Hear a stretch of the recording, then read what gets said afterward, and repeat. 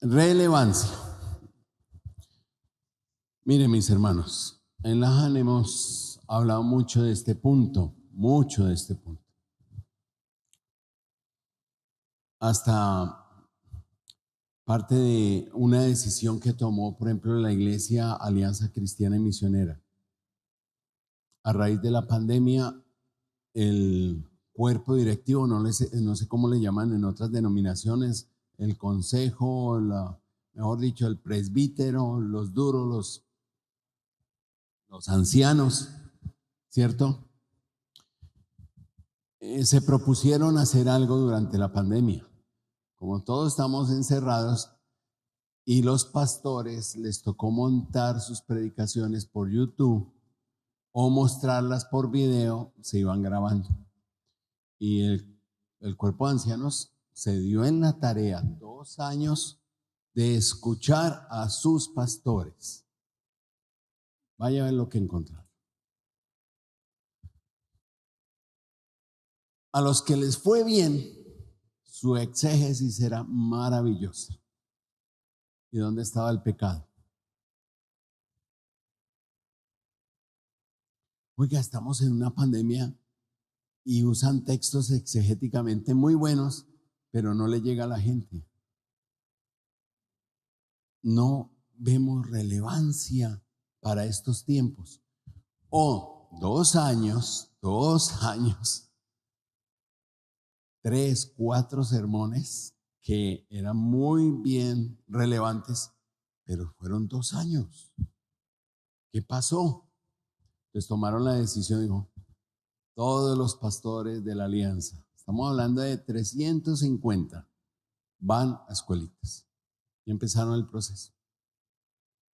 Este punto de la relevancia, si la exégesis nos cuesta, pero en últimas, yo sé que lo van a lograr. Este es el mayor desafío. ¿Cómo hacer del texto relevante? Porque en últimas, de esto se trata. De esto es que se trata. De que la gente sea transformada. Esa es la relevancia. Se le predica a un auditorio. Pero si no hay cambios, ¿por qué no hay cambios? Tal vez porque nuestra predicación no es relevante. Y esto es muy importante, la relevancia.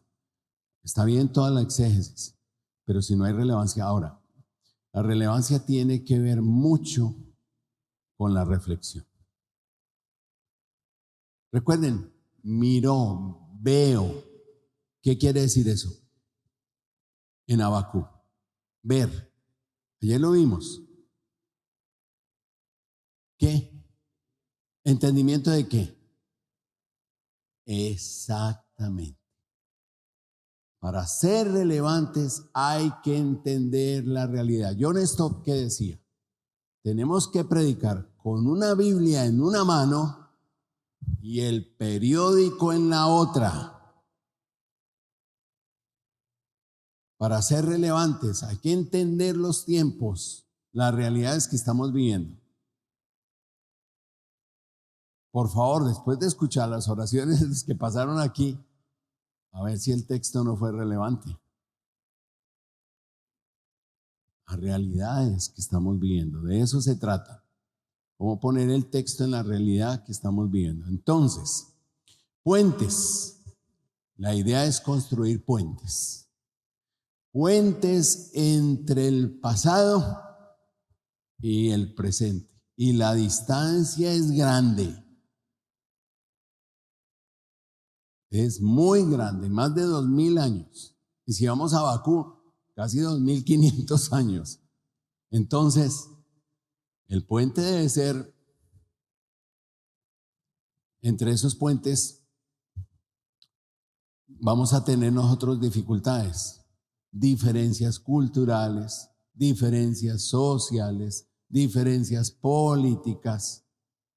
Entonces nos toca a nosotros mirar cuáles son esos puentes. Y hoy nos dieron unas claves, cómo encontrar puentes que nos ayuden a hacer este texto escrito hace tantos años al día de hoy, a hacer relevancia.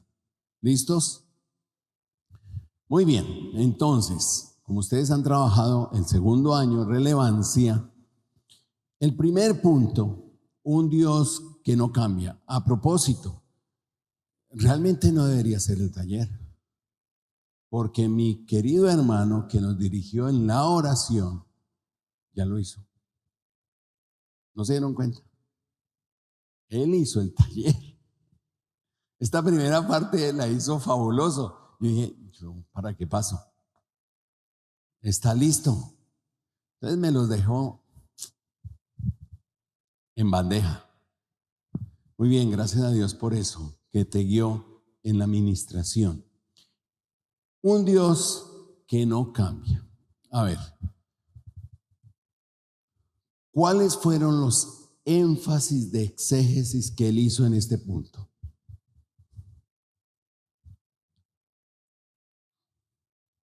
¿Qué recuerdan? Ok, atributos de Dios. ¿Y quién dijo por allá otra cosita? Ahora, esos atributos de Dios, ¿con quién estaba relacionado?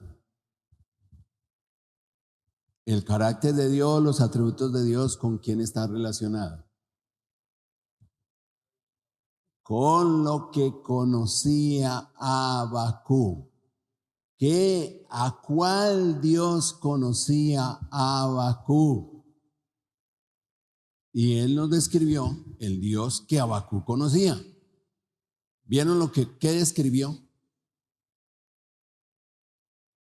Algo de su carácter. ¿Cómo qué? Muy bien, ¿qué más? Muy bien, muy bien, ¿qué más?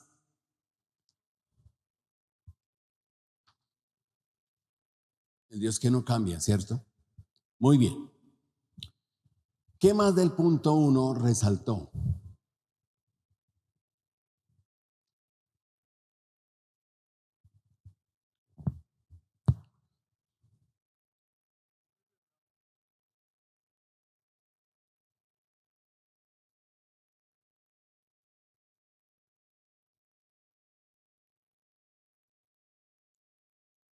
Noten bien esto. ¿Qué hizo él con esta información para hacerla relevante? Para que nos llegue a nosotros. ¿Cuál pregunta? Ve, esta idea, este concepto del Dios que él conoce, le sirvió de puente para hacerlo relevante a nosotros. ¿Cuál es el Dios que tú conoces en medio de las dificultades? Vean el puente. Utilizó este mismo evento, esta misma idea y la usó como puente. Y la agarró con una pregunta. ¿Cuál es el Dios que tú conoces? ¿Vieron el puente? Entonces usted puede coger una palabrita, puede coger una frase, puede coger una imagen, puede coger la misma metáfora y traerla al día de hoy. El reto que tenemos es que tenemos en nuestro capítulo 3 la metáfora de la sierva. Y ahí van a tener que luchar ustedes cómo van a traer eso al día de hoy. ¿Sí? Todavía estoy con la duda, no estoy con la certeza. ¿También es duda? Bueno, si lo de la sierva es firmeza, como lo dijo él allá, esa idea exegética, y firmeza, todavía, pero nos toca mirar. Ahora, esas imágenes, esas metáforas, uno las puede usar como puentes. Pero anoche vimos que esa figura, esa metáfora, no es muy conocida por nosotros. Nosotros de sierva no sabemos. Sabemos es de ganado, ¿cierto? Tal vez carnero. Y eso sí, vayámonos allá a La Guajira. Sí, pero esos carneros de La Guajira, ¿dónde viven? en tierra plana, no en los, ve, ahí, no por las alturas, tenemos otro problema. Entonces, si yo quiero traer esa figura al día de hoy, que no es conocida y la quiero hacer relevante, ¿qué tengo que hacer?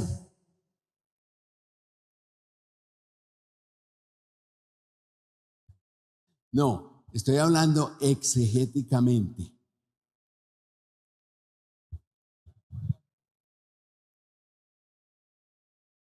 Perdón, a ver. Tengo que buscar un equivalente. Algo que en otra metáfora hoy el día diga casi lo mismo, o es mejor, lo mismo, porque no puede perder el significado exegético. Por ejemplo, próximo año ustedes se van a encontrar con Miqueas. Y Miqueas, el Señor dice en Miqueas: llamo a los montes y a las colinas y a las profundidades del mar para que me sean testigos. ¿Ustedes creen que ese es un código de Da Vinci? ¿Ustedes creen que ese lenguaje lo conocían los judíos o no lo conocían? ¿Qué nos está diciendo Dios? Llamo a los montes y a las colinas y a las profundidades del mar para que me sirvan como testigos. Y este man se volvió loco. Háblenos más claro porque no le entendemos. Entendía el pueblo judío ese lenguaje. Ustedes no crean que hay misterios ahí. Hoy el Señor me ha revelado. Mamola. No, eso no son. Dios no habla así. Escribe con claridad. Hoy lo escuchamos. Con claridad. De tal manera que salga el mensajero y lo anuncie. Para que la gente entienda, no para que quede confundida. ¿Y qué quiere decirnos? Les pregunto, esa idea, convoco a las montañas, a las colinas y a las profundidades del mar para que me sean testigos, es una figura literaria, vean, ya doy claves, conocida en nuestra cultura.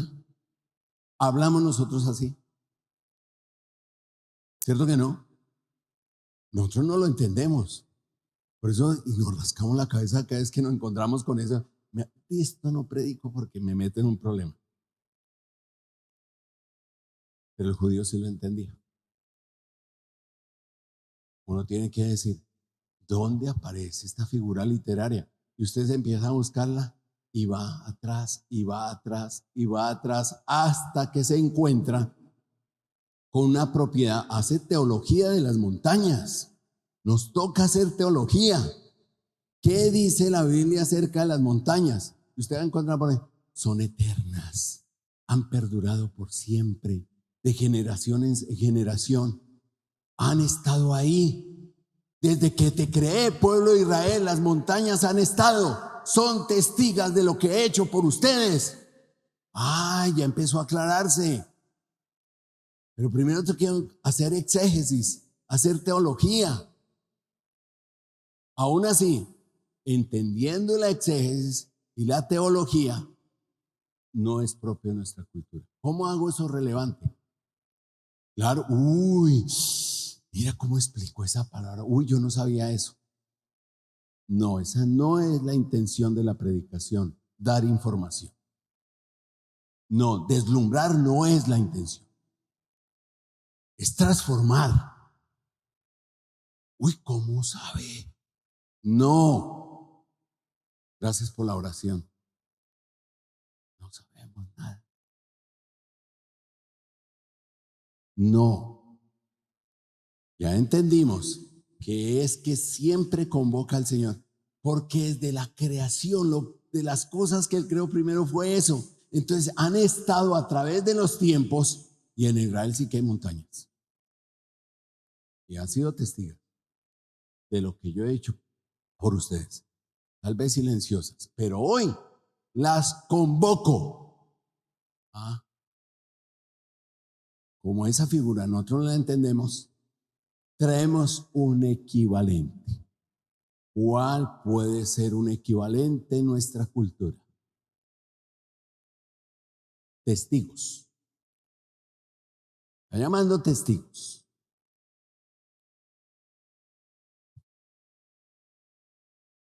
Ve, para ser relevante, ve en el silencio. Porque ya entendí exegéticamente la figura. Ahora, ¿cómo la hago relevante? Mi sugerencia, hermanos, cojan agua, pónganse el mejor traje de educación física o de gimnasia y salgan a caminar con la metáfora. Y Señor, dame el equivalente, por favor, dame el equivalente. Te apuesto que te va a durar 4 salidas a la calle, 4 horas, 1 hora cada día, haciéndole la pregunta. Y el Señor te va a responder. Es increíble, esa es mi metodología. Me voy, Señor, ¿y cómo es relevante esto? No hay un equivalente, la gente no me va a entender. Entonces, quiero ser claro. ¿Qué usamos en nuestra cultura? Yo no sé si aquí en la costa, de pronto hasta estoy equivocado y la que voy a darles amola. Pero en el interior sí tenemos una figura que es muy parecida y que pudiéramos llevar, porque Dios llama a eso cada vez que va a traer a juicio a su pueblo y lo podemos llevar ante los jueces. Traigo como testigo. Así, aquí están mis testigos. De verdad. Entonces, pistas. Si alguien no ha pensado todavía, pistas. Supón, querido pastor, que en silencio usted maltrata a su esposa.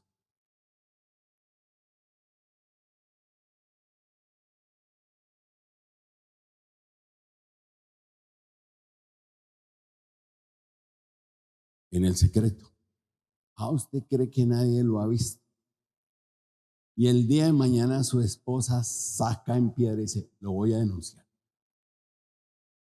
Y voy a llevar a mis testigos. ¿Cuáles? Nadie nos ha visto. ¿Cuál sería el equivalente? Y usted no le va a decir, porque no lo entiende. Traigo a las montañas y convoco a las colinas que me acompañen. Pero si hay una figura que nosotros tenemos.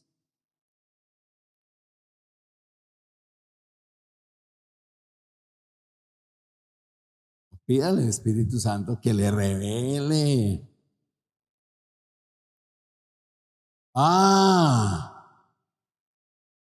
Si las paredes hablaran. ¿Lo conocemos? Ese sí. Traigo a las paredes. Ellas han sido testigas del maltrato. Por eso está el dicho, si las paredes hablaran. Ve cómo lo hago relevante. Ahora sí lo entendimos. Lo entendimos. Allá atrás, hermanos. ¿Sí o no? Ve, eso se trata, la relevancia. Si hay metáforas que no son conocidas, hay que buscar el equivalente para hacerlo relevante. Amén. Entonces, vean lo que podemos usar todo eso para traerlo al día de hoy. Sí, él utilizó el Dios que conocía a Habacuc y nos preguntó, ¿cuál es el Dios que tú conoces? Y mire la oración. Escriba atributos.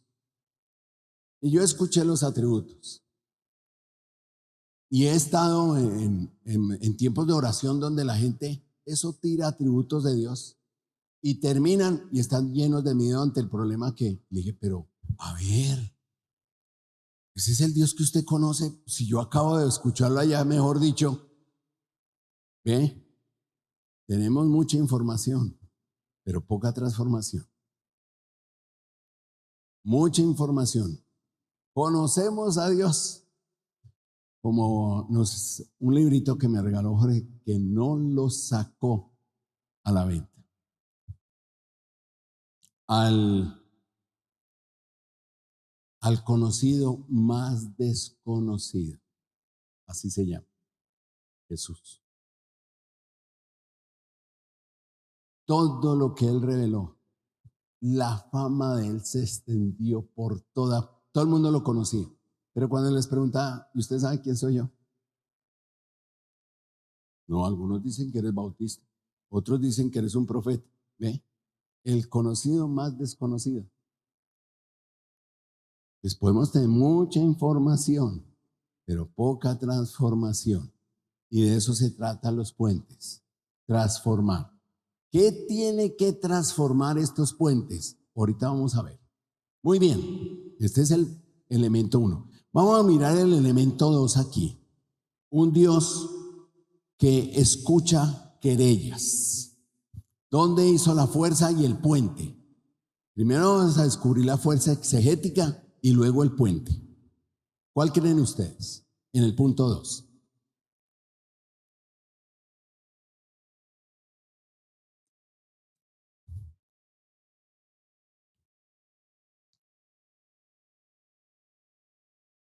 Alguien que se anime, tiene sus apuntes. La oración nos ayudó muchísimo.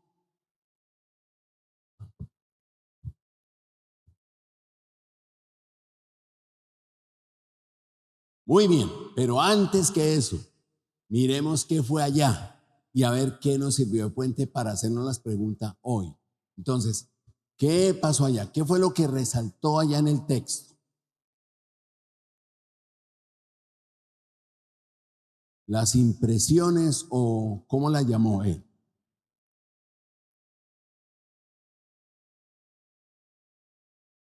Ok, el que conocemos aquí, pero miren esta segunda parte. ¿De qué versículo a qué versículo va? Ustedes lo tienen ahí en su bosquejo.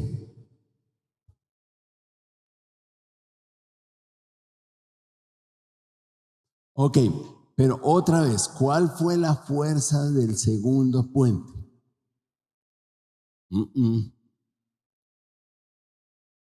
Las querellas, las quejas. Y él habló de las quejas. Y nuestro expositor aprovechó las quejas. ¿Dónde están las quejas? En el expositor nos enunció dónde estaban las quejas. ¿Cuáles son las querellas, las quejas que él trae delante del Señor?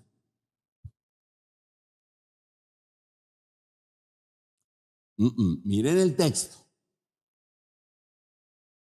Ok. ¿Dónde está ese primer por qué? Versículo 13. Ahí no lo dieron. 13a. ¿Por qué qué? Leámoslo, por favor. ¿Cómo dice?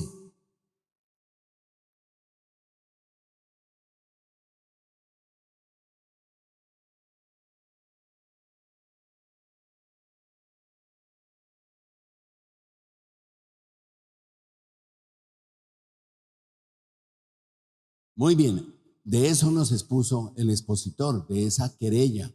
¿Por qué? ¿Por qué? ¿Por qué miras con agrado a los que proceden pérfidamente? ¿Por qué? Primera, ahí está en el versículo 13a. Segunda querella, ¿cuál fue?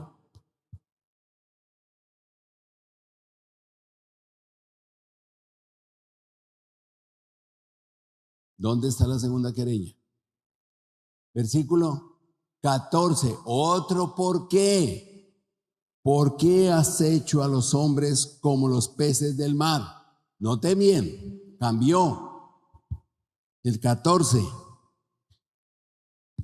Uno tiene que ver con los babilonios. ¿Por qué permites que ellos, por decir así, pesquen? Y la otra es, ¿y por qué nos convierte a nosotros en peces para ser pescados? No pescados sino para ser metidos en una red. ¿Ve cómo cambió? La primera es ellos. La segunda era Israel. Judá, segunda queja. Y tercera,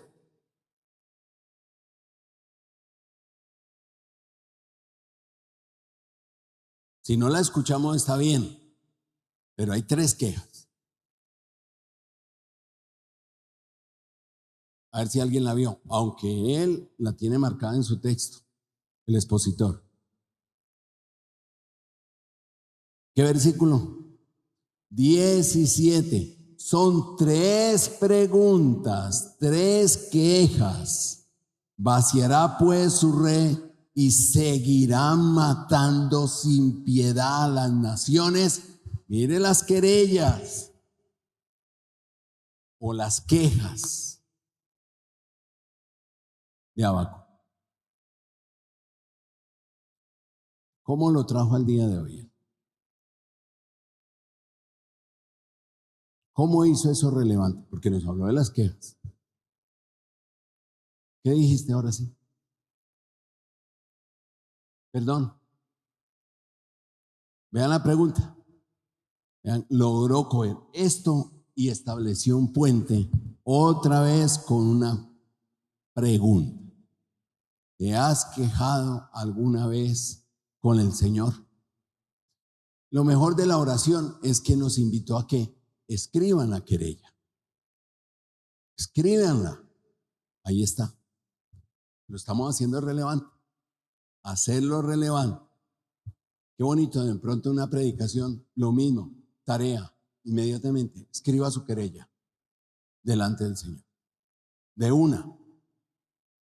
Hay un elemento que es chévere para que miremos, por favor, en la exégesis. Miren el versículo 13, versión internacional. Muy limpios son tus ojos. Antes ha dicho que Él es santo. Para mirar el mal. Mirar otra vez. Y no puedes contemplar la opresión. No puedes, tú no puedes ver eso. Tú no lo haces, Señor. Y viene la querella. Entonces, ¿por qué miras? Wow, eso es fuerte.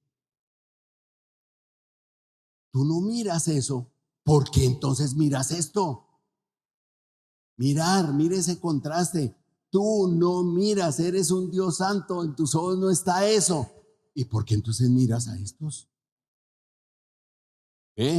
Esos contrastes hay que cogerlos, porque está la fuerza, pero en forma de querella. Hermanos, ustedes me permiten. Si alguien se queja de esa forma delante del Señor, te envidio. Ojalá Dios nos dé ese espíritu de queja delante de Él. Porque mañana nos vamos a dar cuenta. El contraste. Ya anoche lo percibimos en el capítulo 3. A Dios no le molesta que yo le diga, tú eres un Dios bueno, entonces ¿por qué vive? A ver, a Jesús le molestó. Pues usted es un comelón y bebedor. Está entre pecadores y prostitutas. ¿Le molestó? A mí me llama algo la atención de Jesús. Que cuando lo insultaban, Él no devolvía insulto. ¿Ustedes sabían que glotón y comelón es un insulto?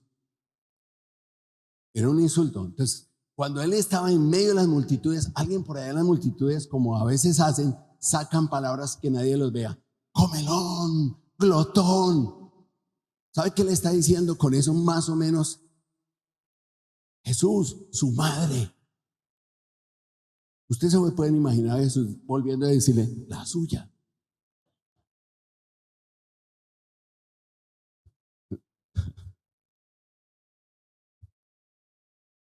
Por favor, las quejas. A Él no es como nosotros sí nos sentimos. Nosotros sí nos ponemos como erizos. A ver, ¿qué me está diciendo? A ver. ¿Sí? Parecemos cuerpoespines. Listos. No. Querella, llévele querella. ¿Por qué si tú no? ¿Por qué haces esto? Mira, 3 querellas. ¿Qué hace el profeta cuando termina? Va y se sienta a un calor abrasador debajo de la única pajita de arbolito que hay allá. Me voy a sentar aquí. ¿Sabe cómo le hace? Mira, Dios, te tengo entre ojos. Voy a ver si esa va a ser tu respuesta. Voy a ver cómo me vas a responder. Aunque estoy dispuesto, como nos dijo, a que me corrijas, pero primero te tengo entre ojos. La palabra ver le fascina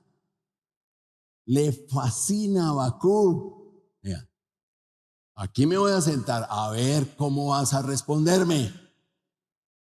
Desafiante, bien desafiante. No, qué belleza. Como es nuestro querido Jorge. Mira lo que hizo. Puente, nuestras quejas.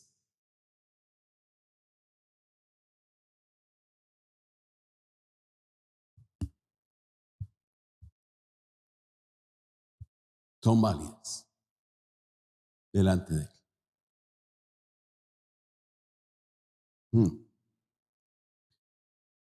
Ay, el tiempo, Señor, por favor, ¿me puede regalar una hora, Señor? Ahí alguien puede tener ese bendito reloj que me tiene estresado. Muy bien, las quejas, las querellas. A los 19 años, cuando yo conocí al Señor, Él me hizo una promesa, estando en la calle, literalmente en la calle. Me dice, Dios es padre de huérfanos, defensor de viudas. Dios da un hogar al solitario. ¿Me vas a dar un hogar? Te voy a dar un hogar. De verdad, pero yo vivo en la calle, es imposible, yo no puedo tener esposa, no tengo futuro, no tengo esperanza, no trabajo, yo soy gamín, drogadicto, vuelto una porquería. Te voy a dar un hogar. Listo. Esto de un hogar. Voy conociendo al Señor y un día el Señor me dice a mí, yo seré tu heredad. No, pues yo estoy joven.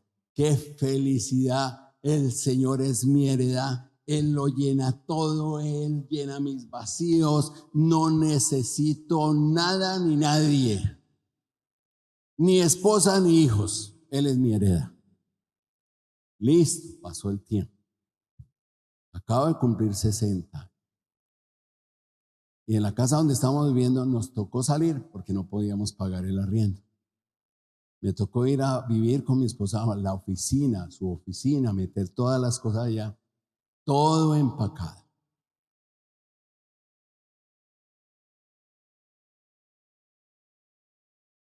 Y de rodillas le dije al Señor, un día me dijiste que tú eras mi heredad, pero Señor, no tengo derecho a tener un techo propio. No, yo te dije que yo soy tu heredad. No importa lo que me hayas dicho. Y empecé con mi queja y mi queja y mi queja. Y me dijo el Señor, ¿qué vas a hacer? Me voy al banco a buscar un préstamo. Vaya. Señor, ¿tiene papeles donde diga que usted tiene una entrada mensual? No tengo. Una iglesia que diga que usted tiene un sueldo? No tengo. En ningún banco me dieron. Entonces, volví al Señor y dije, no, no me hicieron el préstamo. Y entonces, estaba orando y quejándome delante del Señor. No tengo derecho. Recuerda, yo soy tu heredad. Y dije, sí, Señor, ya lo entendí, me corregiste, está bien. ¿Acaso una casa me hará daño? Bueno, ¿y cuánto vale? Me faltan $75,000, que era el préstamo. Y dijo, no te preocupes, te la voy a dar sin préstamo. Vinimos en diciembre aquí a visitar a mis suegros, familia Landero. Estoy allá. Cuando salimos para Bogotá, en 15 días, no les mentimos, 15 días, Dios abrió los cielos de una manera impresionante. Llegaron en 15 días $75,000 en donaciones. Solo una familia de colombianos donó 80 millones de pesos. Y hoy tengo mi casa. Quejas. No aplaudan. Por favor, esto no es de esa. Estamos hablando de quejas. No importa, lleva su queja. Recuerdo la primer queja con el Señor. Yo estaba en la calle, comía.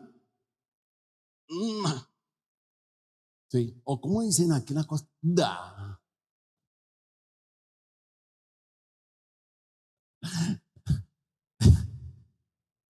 Literalmente, dormir debajo de los puentes. Cuando veo un librito en una librería que dice Dios quiere sanar y revolucionar tu vida, empezó Luis Miguel Abacú. Pero yo no conocía este lenguaje. El único lenguaje que yo conocía era el de la calle. Yo era un gamín. Me crié con prostitutas y ladrones y todo. Yo veo esto, hijo, por tal por cual. ¿De verdad? ¿Vas a revolucionar la mía? Te reto, te desafío. Tú eres un mentiroso, no existe. Empecé con una que, ¿usted qué quiere? Que el Señor me mande un rayo. Me escuchó y le liberó. Me mostró al Cordero. No se enojó por mi manera de quejarme. Reta, a él le fascina. Pero te va a sorprender la respuesta. Eso es lo interesante, que te va a sorprender la respuesta. Ahí está. Quejas. Miren lo que usó de puente. Vean cómo he ilustrado. Vean cómo se puede ilustrar con experiencias, anécdotas. Mire, esto ya es un elemento de la homilética. Usted ya tiene la exégesis, tiene la hermenéutica, ilústrelo. Vean todo lo que hemos hecho de ilustración para poder ser relevante. Y vamos al tercero, un Dios que revela su justicia. ¿Dónde fue la fuerza de esta sección?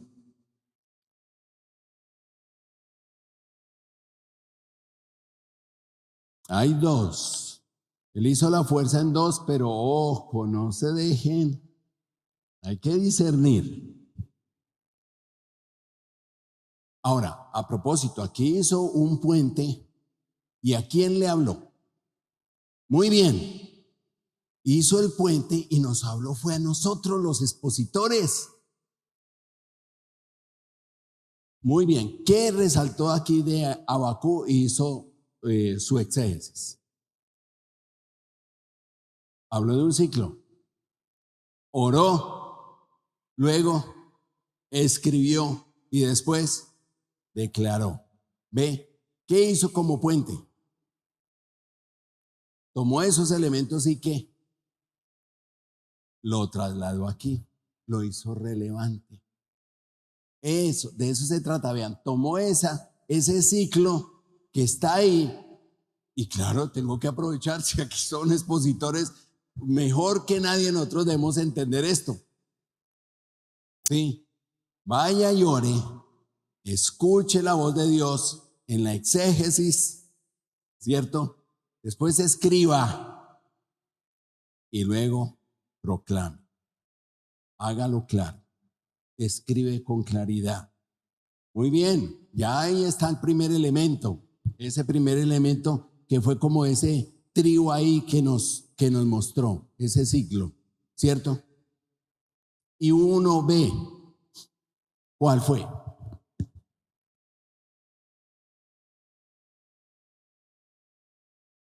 Uy, por favor. Uy, ay, si me quisiera quedar más tiempo. Orgullosos y justos. Muy bien.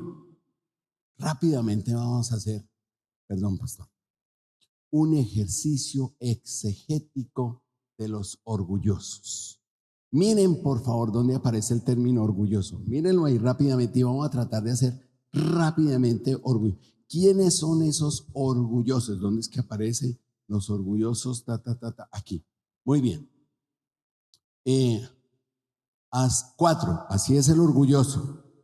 En él su alma no es recta. ¿Cuál es la primera información del orgulloso? Su alma no es recta. Ahí ya estamos definiendo.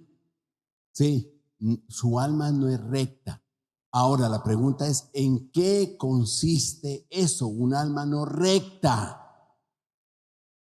Y vamos a ver, sigamos leyendo, porque recuerden el principio, texto interpreta el texto.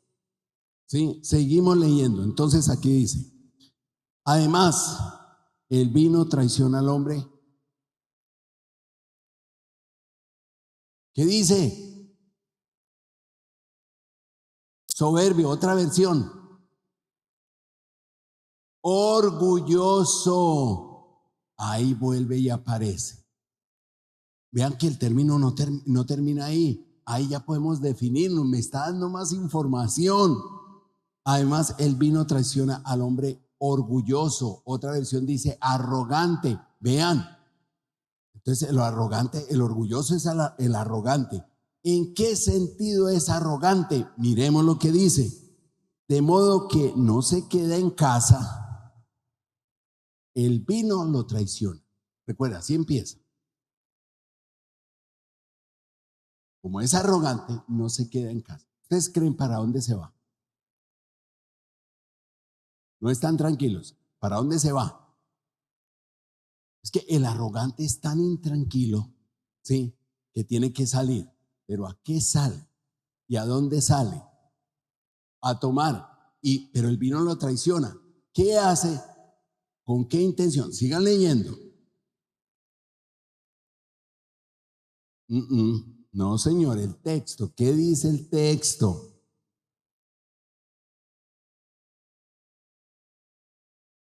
¿Por qué? ¿Por qué se va? ¿Por qué dice? Escuchen, esta versión dice así. Además, el vino traiciona al hombre arrogante, de modo que no se queda en casa.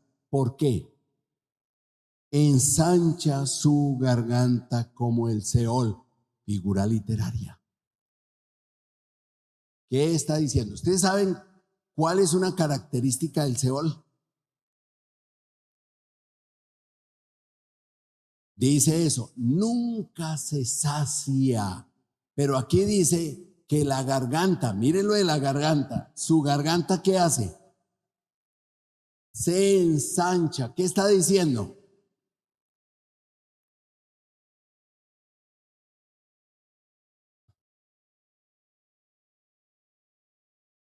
El vino lo traiciona a lo arrogante. Habla demasiado, pero ¿de quién? De él mismo. Ve lo que está. Ve, estamos interpretando el término el orgulloso contrastado con. Es que el orgulloso va a hacer alarde. Mire yo lo que consigo. Vean cómo lo tengo. Y esos son los babilonios. Ellos no se sacian, su garganta es a los 4 vientos soplan. Hoy hemos conquistado otra nación, esta otra los hemos saqueado y seguimos de aquí para allá. Ve cómo el texto interpreta el texto para hablar del arrogante, pero está, y sigue. Por favor, ahí sigue hablando del arrogante, sigan de ahí para abajo. Un versículo más, en contraste con el justo. Ya solo el contraste nos dice cómo debe ser el justo. Según eso, ¿cómo debe ser el justo? Si hablamos del carácter, prudente, sobrio, humilde, solo el contraste le puede uno decir el justo, pero no va en esa dirección. El justo por la fe vivirá.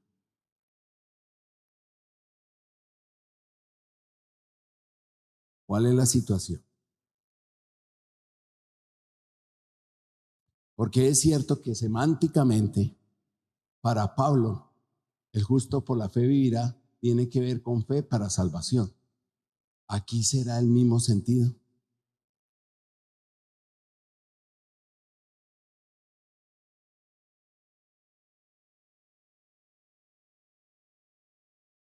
Exactamente.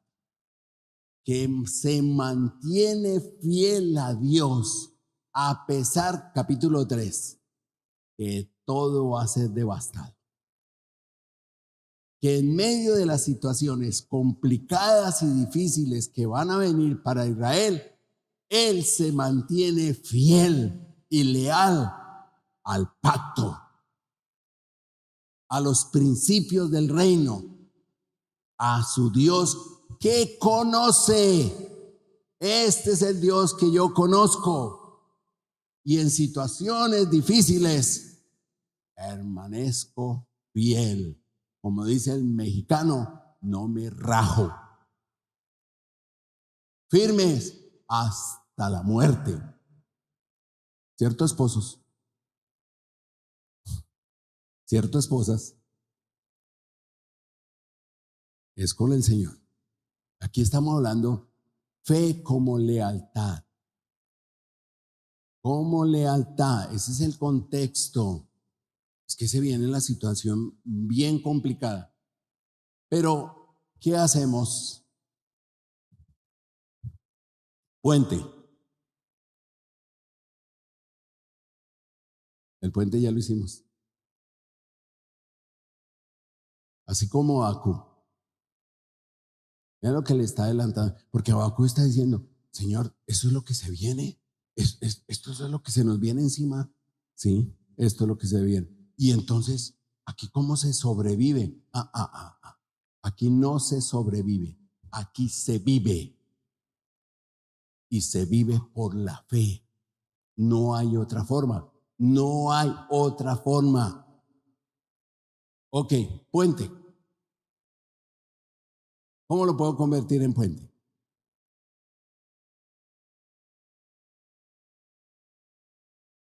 Háganle el puente, tráiganlo al día de hoy. Háganlo relevante.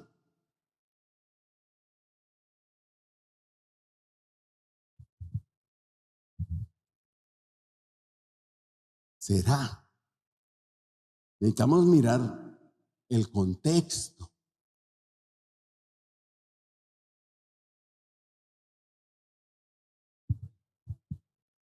¿Cuál?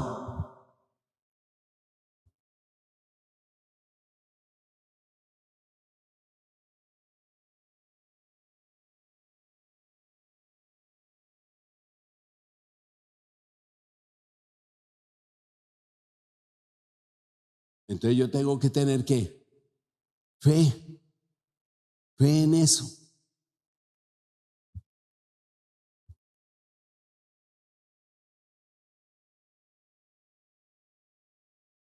También, manténgase, tú lo único que tienes es mantente fiel y firme, tranquilo, traigámoslo.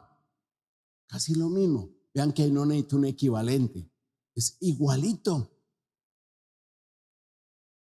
en circunstancias difíciles, bien difíciles. ¿Cómo nos vamos a mantener? ¿Como arrogantes o como justos? En esa situación que fue tu oración, solo la fe, mi hermano.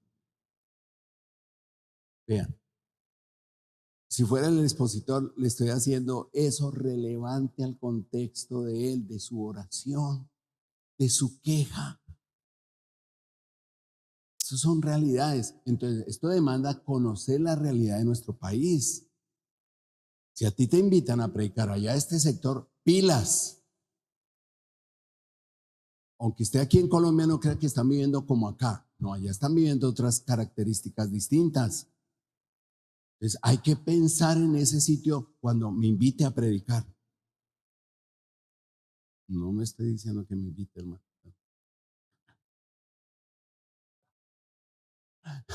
Me explico. Tengo que hacer relevante a ese contexto. Entonces, ¿qué vamos a hacer más tarde, mi querido Juaco? Nos toca darle los auditorios, ¿cierto? Por eso les damos auditorios para que expongan, para que el mismo texto para varios auditorios sean relevantes a ese auditorio. Y mire este auditorio que nos acaba de regalar en la queja de hoy. Tremendo auditorio. Yo le he dicho al Señor, ¿de verdad me quiere llevar al Cauca? Yo estoy temblando. El Cauca está encendido. Esta mañana en la predicación decía que los caballos que cabalgan allá, el negro, el rojo y el amarillo casi no, porque esos con la droga comen, mejor dicho, hasta para botar. Pero sangre, muerte, violencia, sí que hay. Y les dije, ¿y ustedes qué están predicando allá? Los tienen silenciados a los pastores. Y me voy a meter allá. ¿Yo qué les predico, Señor? Bueno, no voy a predicar, espero, oren por favor para que la gente entre a esas zonas. Entremos a esas zonas. Amén. ¿Listos? Ven cómo usamos los puentes. Una palabrita, una figura literaria, cualquiera de esas cosas nos puede servir para hacer ese punto relevante. Entonces, vean lo que ya estamos aprendiendo en homilética. ¿Qué hizo él en este punto? Explicó y aplicó. La aplicación en la hermenéutica es el puente. Y si quiere, ilustra. Si no queda claro, ilustra. ¿Sí? Si la figura literaria no quedó clara, ilústrela para que quede clara. Es rarísimo ilustrar una ilustración. Raro. Pero a veces toca. Ilustrar una ilustración. A mí nunca me ha salido eso. Interesante. Muy bien. Listos, mis hermanos. ¿Qué vamos? No, ya el tiempo se nos fue. ¿Qué hacemos? Muy bien. Saquen estas dos hojitas, por favor. Hoja número 9 y la hoja número 12, que es este gráfico. Ustedes lo tienen ahí. La 9 y la 12. Esas dos hojitas siempre van unidas. No las separen cuando hagan sus estudios. ¿Sí? Estas dos hojitas siempre van unidas. La 9, yo les dije ayer, enumérenlas. De la número 9 y la número 12. ¿Sí? Este cuadrito que dice hoja de trabajo no es interpretando el pasaje.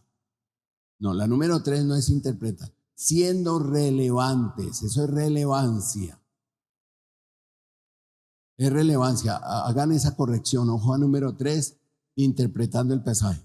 Bueno, es que en algunos sectores relevancia tiene que ver con exégesis. Nosotros separamos la relevancia de la hermenéutica.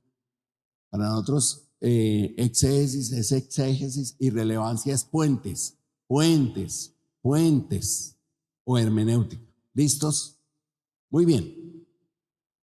Entonces, ¿qué hacemos?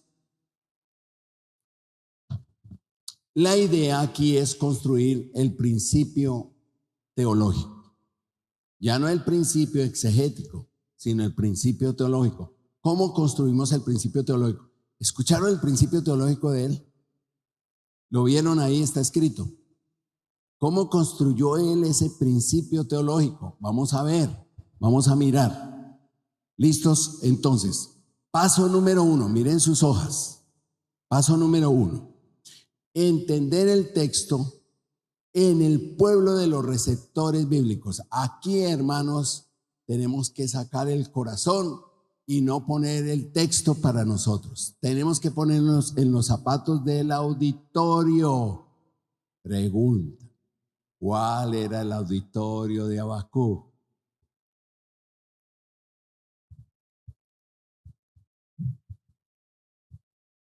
Hoy tuvimos una pista del auditorio.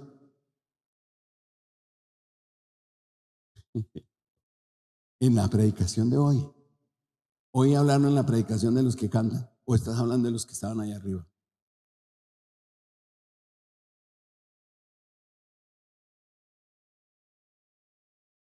¿Alguna pista ustedes ven en el texto de hoy de auditorio?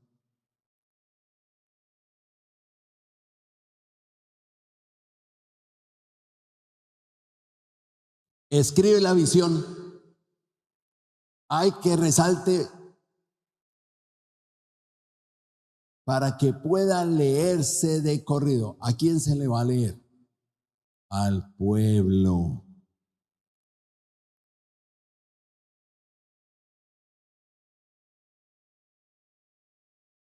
Ok. Recuerden que en un texto podemos tener varios auditorios. ¿Sí? Por ejemplo, cuando Jesús habla, ¿cuál es el auditorio de Jesús?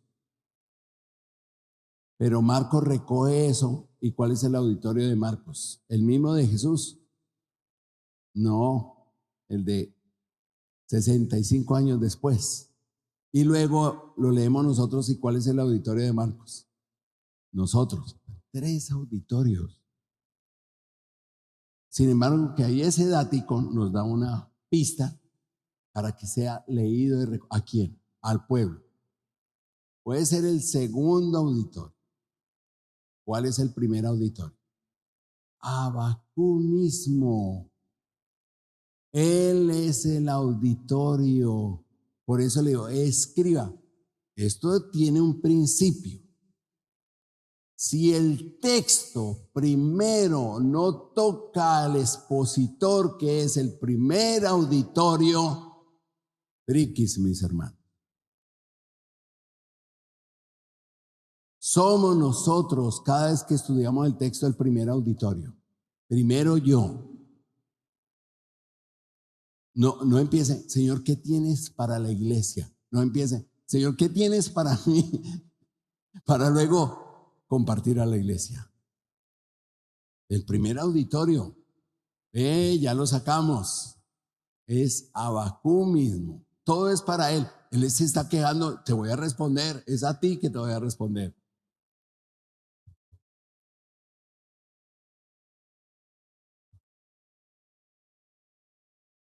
¿Por qué?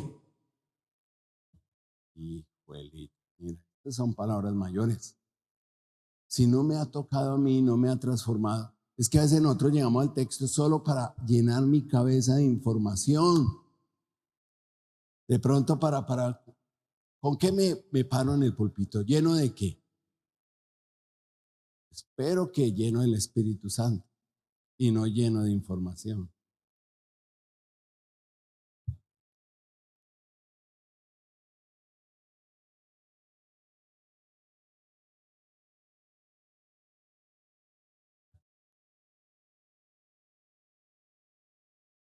Muy bien, mañana vamos a hablar de liturgia. Vuelve y tráelo mañana, porque eso es homilética. Excelente.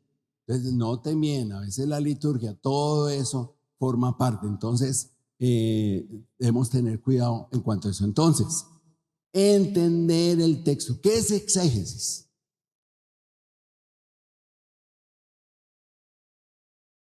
¿Cómo hemos definido en 2 años exégesis en escuelitas? Extraer el significado original. Sigan. Que el autor quiso comunicar a la audiencia original, no a nosotros. Eso es exégesis, ¿cierto? Del primer punto que ustedes ven, primer paso, es mirar la idea exegética. Noten bien lo que dice ahí. ¿Qué significó el texto? La idea central para la audiencia original. ¿Listos? ¿Me pone la idea exegética, por favor? Esta fue la idea exegética que ayer nos expuso, ¿cierto? Abacú, la razón por la que Abacú en medio de la angustia, no, esa es la de ellos. Yo necesito la del pastor que ayer utilizamos. No, esa la presentamos, ¿se acuerda que la presentamos? Ustedes la tienen ahí, ¿sí?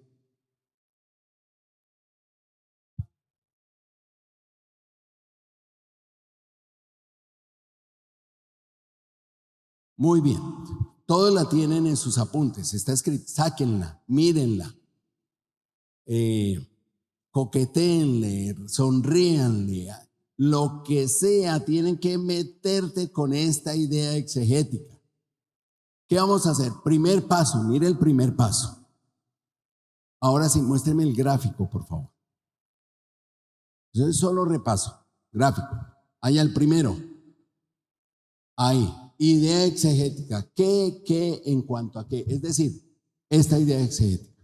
Primero, esta idea exegética.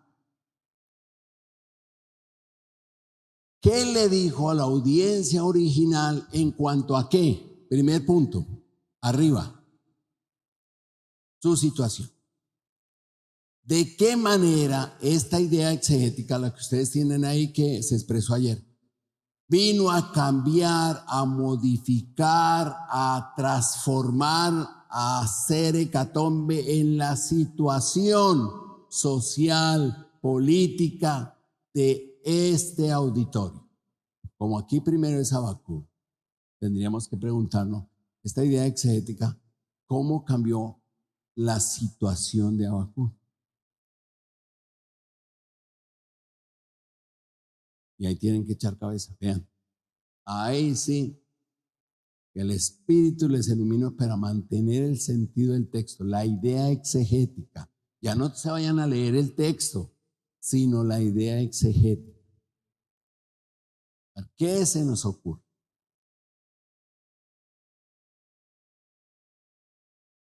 Esa. Usted la tienen allá, mejor que yo.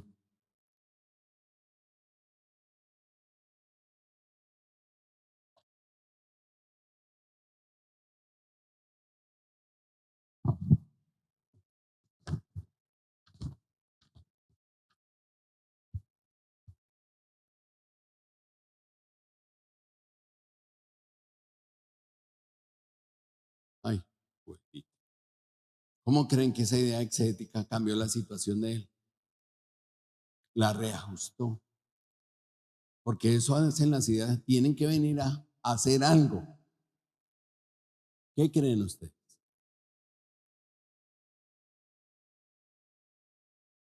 No te miento, tenía un insistente cuestionador clamor y una insoportable realidad. ¿Pero qué recibe?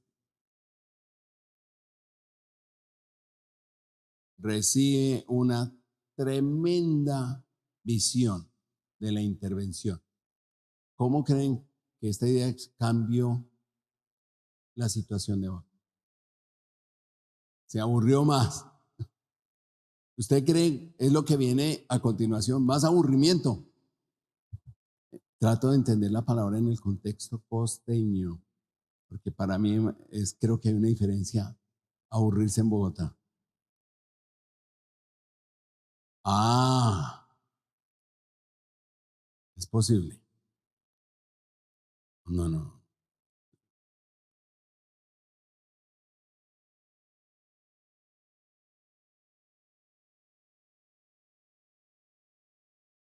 Y como qué cree positivo esperaba un judío como Habacuc.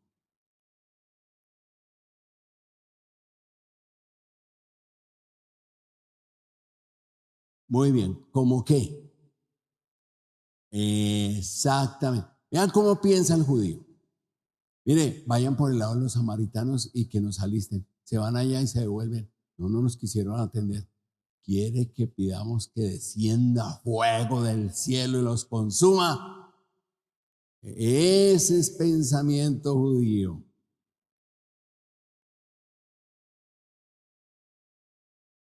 Ok, muy bien. Estamos en Habacuc. Vean cómo esta idea exegética vino a cambiar la situación. A ver, haga algo de una vez y acabe con esta gente. Cambió, cambió. ¿De qué manera creen ustedes que cambió la situación? Por eso estas preguntas son difíciles, pero hay que hacerlas. Después de que miremos la situación, vamos a la otra, la cosmovisión. Todos sabemos qué es cosmovisión. El que no sepa, levante la mano con toda tranquilidad, porque este es el lugar donde hay que decir, no sé.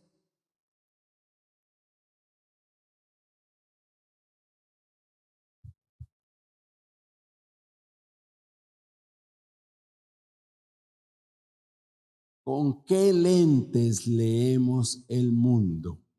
¿Sí? Entonces, por decir algo, ¿cuántos lentes hay para leer el mundo?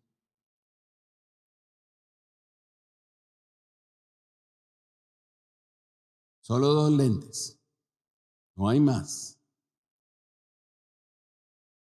El lente humanista, con todos los ismos, póngale ahí, ¿sí? Todas las diferentes maneras. Lente humanista. ¿Y cuál es el otro lente? El de la palabra. Sí, entonces usted pregúntele al lente humanista. El mundo, ¿cómo fue creado? Ellos tienen un lente, cosmovisión. Nosotros tenemos otro lente. Solo hay dos, no se deben confundir. En este está dividido en muchas escuelas, muchas escuelas. Esperamos que el nuestro solo una escuela. Dios es el creador de todas las cosas. Espero. Me explico. Eso es cosmovisión. ¿Con qué lente leemos al mundo? Entonces la cosmovisión. ¿Cuál creen que es hasta ese instante la cosmovisión de Habacuc? Note bien que él conoce a un Dios ya. Hoy nos añadieron unos elementos más.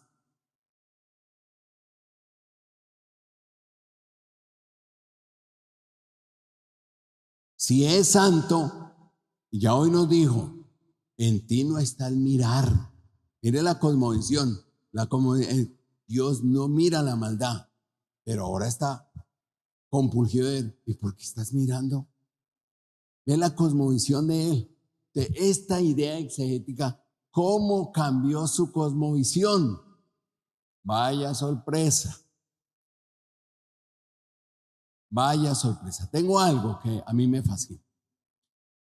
Para un silencio desconcertante, porque está desconcertado, ¿hasta cuándo?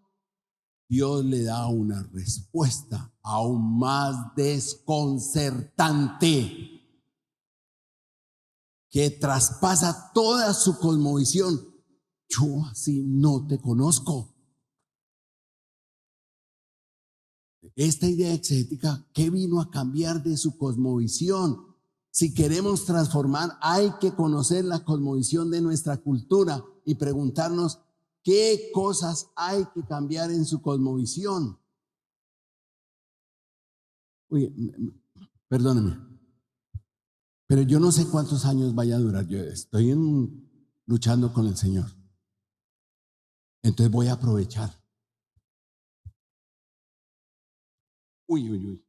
Rápidamente por acá.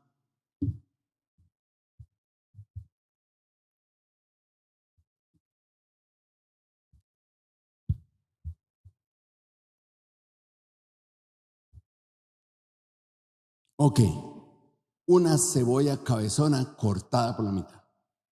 Y tenemos varios casquitos. Por lo general nuestras predicaciones se quedan aquí.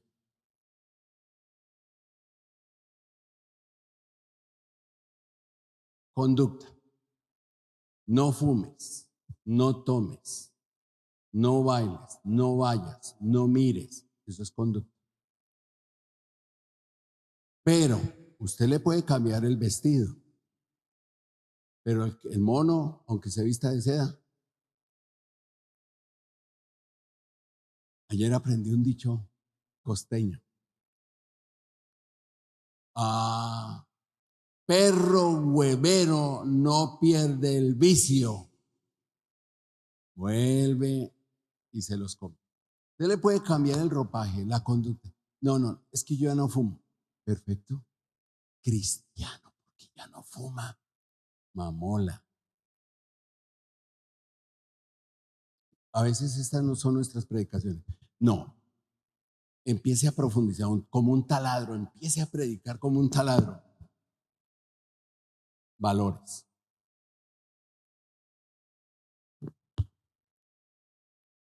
Hay algo que esa persona valora para comportarse así. Entonces no le pegue la conducta, péguele a sus valores. Por ejemplo, Este es el mejor ejemplo. El que robaba, deje de robar. ¿Ve? Conducta. Conducta. Y Pablo queda ahí, pero no termina ahí. ¿Cierto? Entonces hay unos valores, hay cosas que nosotros valoramos muchísimos para tener esa conducta. Vaya a una casa, solo observe. Uy, mira, usted se graduó, hizo licenciado en teología, una maestría, hermano, un doctorado, está lleno eso de cuadros. Usted puede sacar la cosa. Este man es un estudiante, impresionante. Pero detrás de eso hay un valor. ¿Qué está valorando? La educación. Valora la educación teológica. Sabe que si no se educa, de pronto no es nadie, no puede llegar ni a ser pastor. Puede ser un error, pero de pronto ese es su valor. Entonces, aquí hay algo que hay que cambiar, el valor. Pero no es suficiente con el valor. Aquí hay algo más profundo.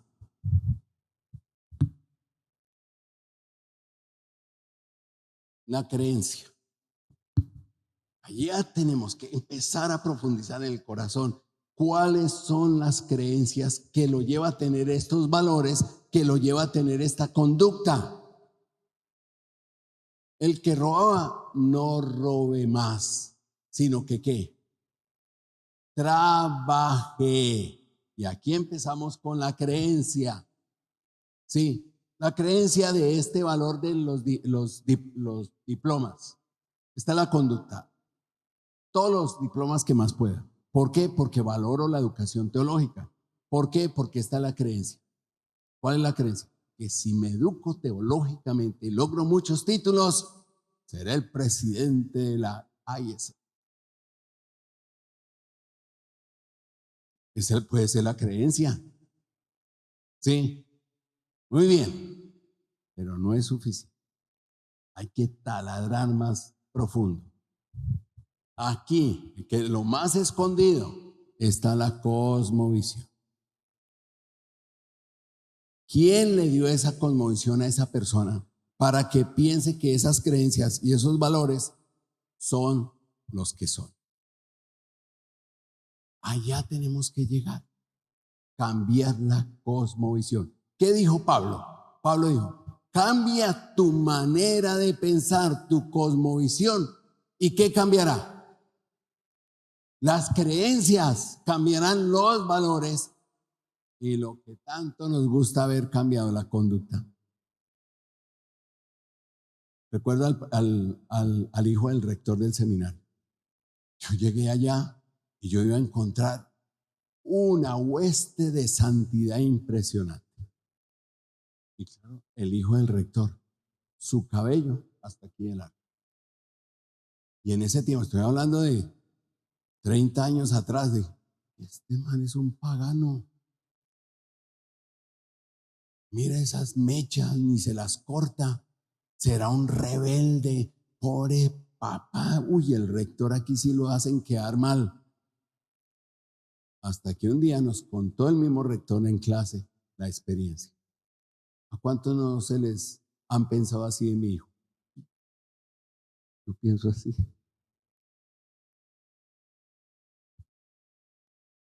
Ustedes saben que mi hijo se levanta todas las mañanas. Ahora ama. Las apariencias engañan. Esto engaña, hermano. Aquí lo importante es cosmovisión. ¿Cuál es tu cosmovisión? ¿Quién eres tú? ¿Para dónde vas? ¿Cuál es el propósito de tu vida? Eso es más importante. Allá va. Por eso la cosmovisión. Esa idea exegética, ¿cómo vino a cambiar la cosmovisión de Habacuc? ¿Qué hacer esas preguntas? Y luego el último. Esa idea exegética, ahora sí, hoy nos dio un claro ejemplo. ¿Qué teologías cambió de Habacuc?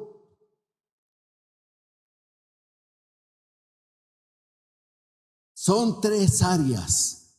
Usted puede apuntar a las 3, a 2 o a 1 en su predicación, pero tienes que tumbar algo.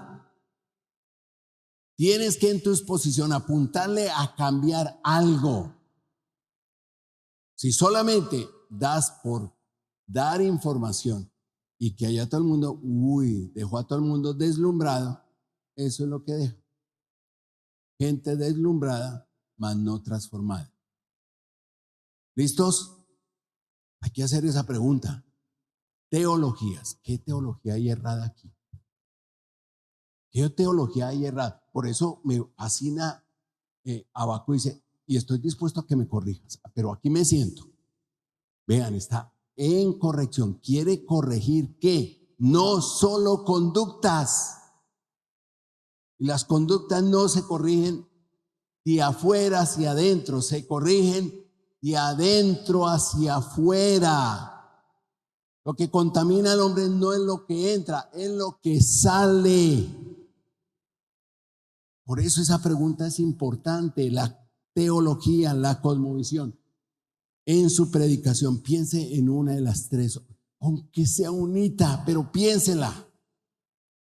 Con este mensaje, ¿qué quiere cambiar el Señor en mi comunidad? La situación, la cosmovisión, ojalá, la teología. Hay algo que hay que cambiar. Amén. Listo, eso es lo que hay que ir haciendo. En esas tres, y vayan escribiendo. Primer punto, vean, ahí está, ustedes tienen el cuadrito. Aquí tienen que escribir situación, cosmovisión y teología. Esa idea exegética que vino a cambiar en el auditorio original. Después de Habacuc, salten al pueblo, porque tiene que ver primero contigo y luego mi comunidad. Situación, cosmovisión y teología. Amén. Después, ¿qué viene? El siguiente cuadrito, el punto 2. Ahora sí, ellos y nosotros, ¿en qué somos diferentes? En cuanto a qué? La situación, la cosmovisión y la teología. Ya les mostré ya una diferencia, la sierva. Ese concepto nosotros no lo manejamos. ¿Cuáles son las cosas que son diferentes? Pero en cuáles somos similares. Igual, en la situación, en la cosmovisión y en la teología. ¿Será que nos alcanza a nosotros a tener la misma teología de Habacuc?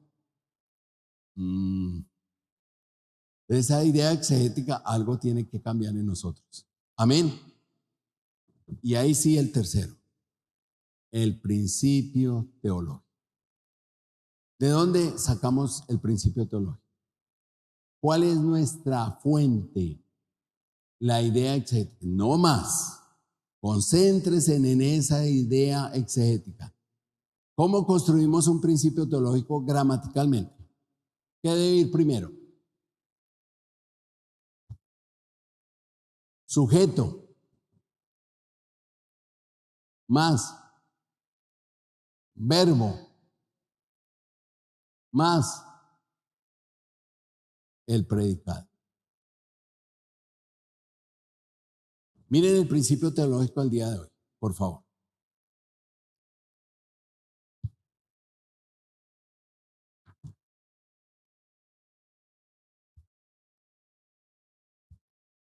¿Lo están viendo?